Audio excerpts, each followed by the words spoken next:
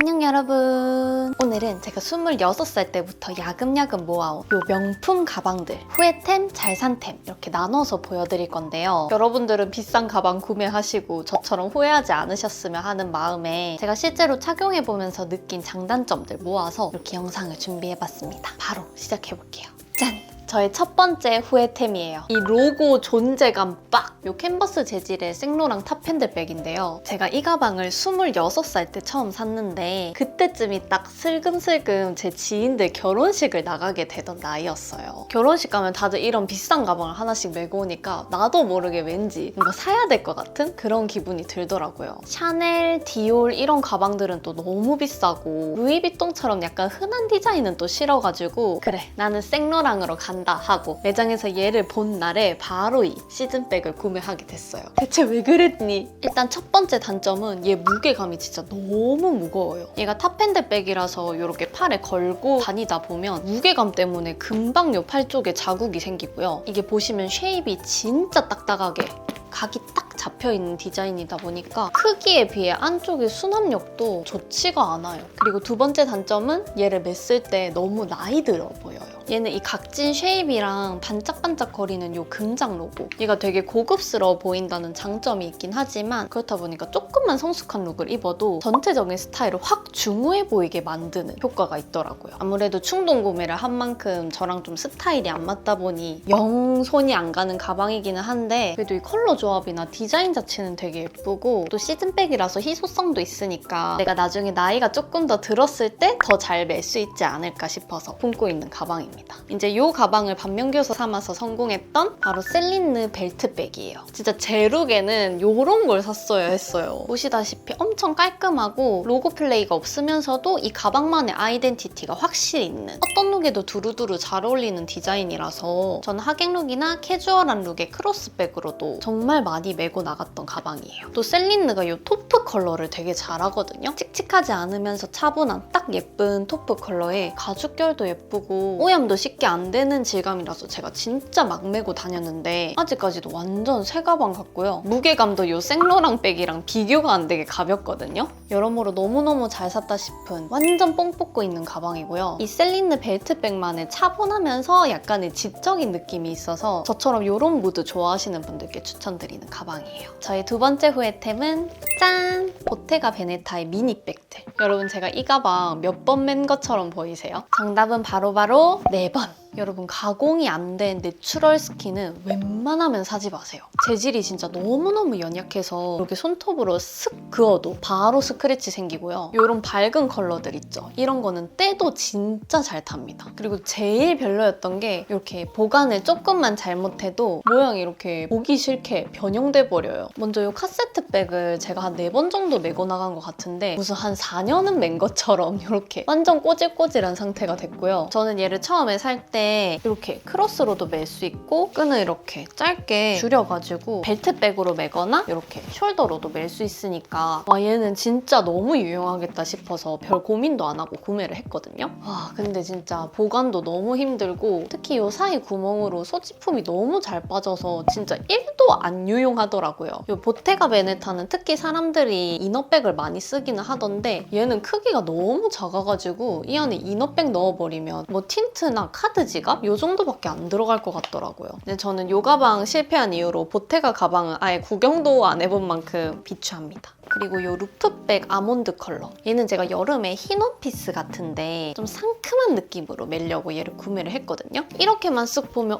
예쁜데 왜 후회템이지 싶으실 수도 있어요. 근데 얘도 가까이서 보면 역시나 얼마 매지도 않았는데 가죽 끝부분이 이렇게 조금씩 다 일어나 있고 아무래도 이 디자인이나 컬러감이 특색이 조금 있다 보니까 몇 번 매니까 바로 지겨워지더라고요. 또 이 쉐입 자체가 시원하게 벌어지는 쉐입이 아니라서 막 수납력이 또 그렇게 좋지도 않더라고요. 요즘엔 또 워낙 가성비 좋고 예쁜 디자이너 백들이 많다 보니까 과거로 돌아가면 절대 구매 안 할 아이템 중에 하나입니다. 이 백을 반면교사 삼아 성공한 잘산템은 바로 이 셀린느 폴코 미니 백팩. 여름에 흰 티랑 청바지에 요거 하나만 딱 매줘도 너무너무 예쁜 가방이에요. 이 디자인이나 색조합도 너무 제 취향이라서 봄, 여름, 가을 캐주얼룩에 얘를 정말 많이 맸고 이게 백팩이다 보니까 제가 진짜 막 메고 여행 갈 때 막 캐리어에도 넣고 하고 그랬었는데 이 캔버스 재질이 너무 튼튼합니다. 막 이렇게 긁어도 스크래치도 잘 안 나고 때도 안 타고 모양도 잘 안 망가져서 저 같은 덤벙이들한테 아주 딱인 가방이에요. 처음에 제가 이거 살 때만 해도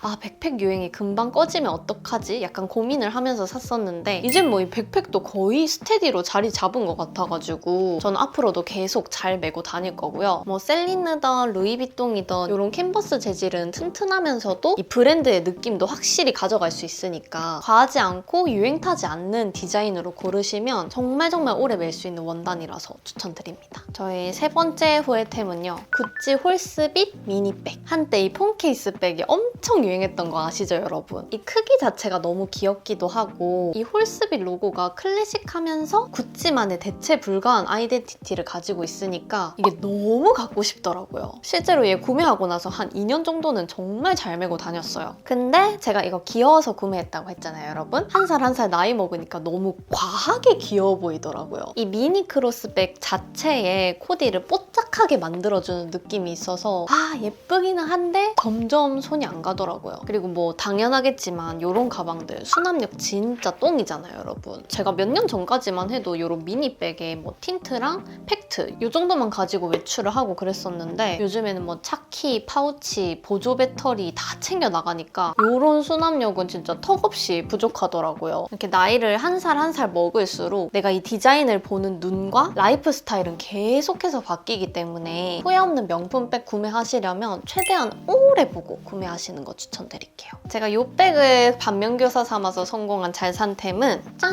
이 구찌 재킷백입니다. 정말 유행 안 타는 클래식 디자인. 제 룩과 스타일에 어울리는 가방이면서 이 브랜드만의 아이덴티티도 확실히 담겨있는 가방. 얘는 데일리 룩에 착용했을 때 전체적인 룩 분위기를 클래식하게 확 잡아주는 느낌이 있어서 제가 특히 가을, 겨울에 너무 만족스럽게 잘 메고 있고요. 보시면 이 잠금장치 컬러가 약간 금장과 은장의 사이? 되게 오묘한 컬러감이라서 웜한 룩, 쿨한 룩, 골드 액세서리, 실버 액세서리 어디든 다 잘 어울리더라고요. 제가 아까 전에 보여드렸던 이 생로랑 가방처럼 이 로고가 너무 진한 금장 같은 경우에는 액세서리 매치나 심지어는 벨트 컬러까지 제한될 수가 있어서 가방 보러 갈 때 내가 평소에 자주 입는 룩이랑 액세서리까지 다 착용을 하고 시착을 해보시는 걸 추천드립니다. 그리고 다음 가방들은 후회템까지는 아닌데 약간 아쉽템들 두 가지. 첫 번째는 이 르메르 크루아상백. 이 가방은 진짜 많은 분들이 인생템으로 뽑으시는 가방이라서